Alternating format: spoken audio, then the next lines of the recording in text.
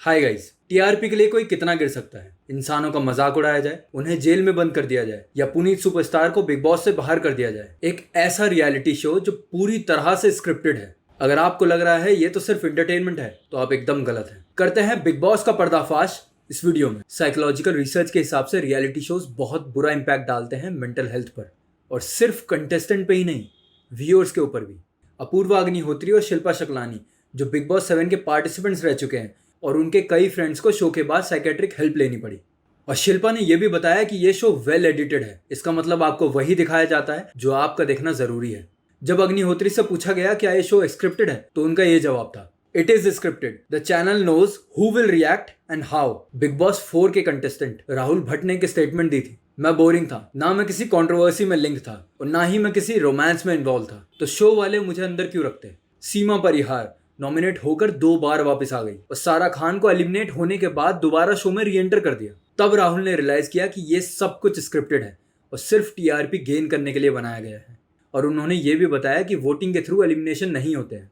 जी हाँ, अगर आपको लगता है कि आपकी वोटिंग से कंटेस्टेंट एलिमिनेट होते हैं या कोई विनर डिसाइड किया जाता है, तो आप एकदम गलत हैं। अमन वर्मा बिग बॉस सीजन 9 के कंटेस्टेंट ने सिमिलर स्टेटमेंट दी, मुझे शो में सिर्फ 6 वीक के लिए हायर किया था, उनकी और उनके प्रोड्यूसर की डील के हिसाब से। बिग बॉस सीजन 11 के कंटेस्टेंट जुबैर खान ने स्टेटमेंट दी थी कि बिग बॉस कोई रियलिटी शो नहीं है बल्कि पूरा स्क्रिप्टेड शो है। आपका सवाल होगा, अगर ये पूरा शो स्क्रिप्टेड है तो आपकी वोटिंग का क्या फायदा। उसका जवाब है एंगेजमेंट। जैसे आपने यूट्यूबर्स को सुना होगा, लाइक करें और कमेंट करें। इसका मतलब जितने ज्यादा लोग उस वीडियो के साथ एंगेज करेंगे, यूट्यूब उसको उतना ज्यादा प्रमोट करेगा। यही सेम मार्केटिंग स्ट्रैटेजी जियो या कोई भी वीडियो प्लेटफॉर्म यूज करता है। बिग बॉस की कंटेस्टेंट रश्मि ने बताया कि मैं अपना टेम्पर खो देती थी और ये शो में सबके साथ होता था। सेंट्रल मिशिगन यूनिवर्सिटी के हिसाब से रियलिटी शोज का एग्रेशन क्राइम ड्रामा से भी ज्यादा होता है किसी के ब्रेन पर। और साइकोलॉजिस्ट अपर्णा सैमुअल ने इसे बहुत अच्छे एग्जांपल से समझाया। जैसे हॉस्पिटल में अगर एक बेबी रोता है तो उसे देखकर सारे बेबीज रोने लग जाते हैं, जिसे आप बॉडी का रिस्पॉन्स मैकेनिज्म कह सकते हैं। इसलिए जब आप स्क्रीन पर अपने फेवरेट सेलिब्रिटीज को एग्रेशन, गुस्सा या अब्यूज करते हुए देखते हैं तो आपके मिरर न्यूरॉन्स उसे कॉपी करने लग जाते हैं। वैसे ही जैसे एक चोर ने सोचा था कि अगर वो पुष्पा मूवी की तरह शीशम की लकड़ी चुराएगा तो वो पुलिस से बच जाएगा।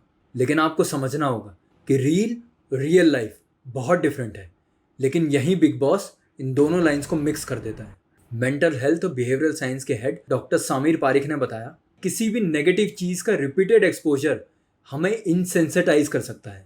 मतलब गलत चीज़ों को बार बार देखने से हमारी ब्रेन को उसकी आदत पड़ जाती है और हमें वो सब कुछ नॉर्मल लगता है। इसलिए जब आप अपने फेवरेट सेलिब्रिटीज़ को 24 घंटे गालियां देते हुए या लड़ते झगड़ते हुए देखते हैं तो आपको वो सब कुछ जस्टिफाइड लगता है। हालांकि ये चीज़ एकदम गलत है।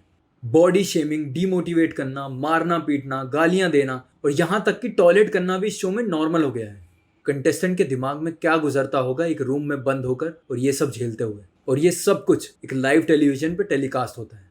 और सिर्फ कंटेस्टेंट ही नहीं बल्कि व्यूअर्स भी इस वजह से इन्फीरियर कॉम्प्लेक्सिटी से डील करते हैं, उनका कॉन्फिडेंस गिरता है। डॉक्टर पारीक ने बिग बॉस शो के लिए एक वार्निंग दी थी, जो आप देखते हैं वो सच नहीं है और आपको इसे सीरियसली नहीं लेना चाहिए। और डॉक्टर्स छोड़ो, आपके खुद के कान में दर्द नहीं होता जब आप 12 लोगों को एक साथ चिल्लाते हुए सुनते हो?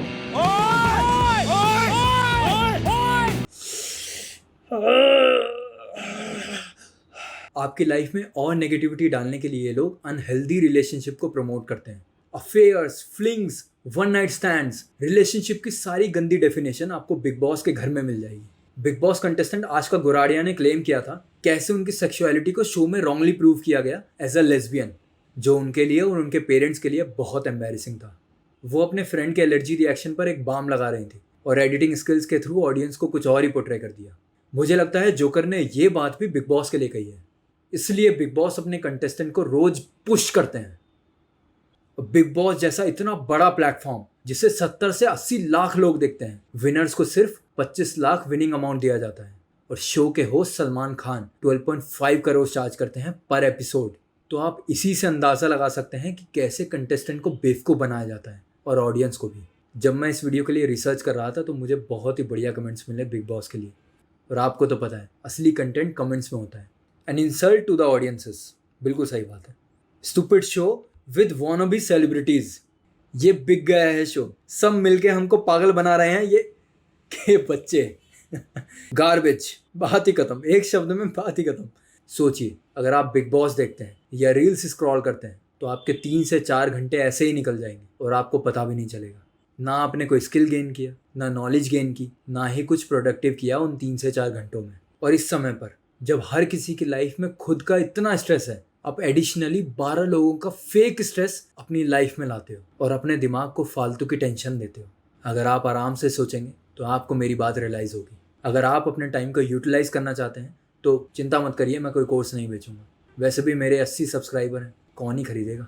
सब्सक्राइबर से याद आया, अगर आपको वीडियो इन्फॉर्मेटिव लगी और आपने कुछ नॉलेज गेन की तो इस चैनल को सब्सक्राइब करें। क्वालिटी टाइम स्पेंड करने के लिए आप इन्फॉर्मेटिव वीडियोस देख सकते हैं, जैसे Indian mythology, history, physics, biology, science. और अगर आपको इस सब में इंटरेस्ट नहीं है तो इंस्पिरेशनल वीडियोस देख सकते हैं, जैसे मैंने ये इंस्पिरेशनल वीडियो बनाई है शाहरुख खान के ऊपर, कैसे एक दिल्ली का लड़का बना बॉलीवुड का किंग खान। इस वीडियो का लिंक मैं डिस्क्रिप्शन में डाल दूंगा। और आप जिम जा सकते हैं, स्पोर्ट्स खेल सकते हैं। यकीन मानिए आपकी बॉडी लाइफ टाइम आपको थैंक यू बोलेगी। मुझे पता है आपकी टू डू लिस्ट में कुछ ना कुछ होगा जो आप करना चाहते हैं लाइफ में, तो वेट मत करिए, उसे अभी स्टार्ट कर दीजिए, क्योंकि आप पलक झपकाएंगे और टाइम गुजर जाएगा। और अगर आपका कुछ भी करने का मन नहीं है तो मैं रिकमेंड करूंगा आप एक अच्छी नींद लें, क्योंकि बिग बॉस देख देख कर और उसके बारे में सुन सुन कर आपकी ब्रेन बहुत ज़्यादा स्ट्रेस्ड होगी। Thank you for watching. This is Umang Dayal. I see you in my next video. दोपहर 2 बजे। मेरे घर में कैसे घुसा तू?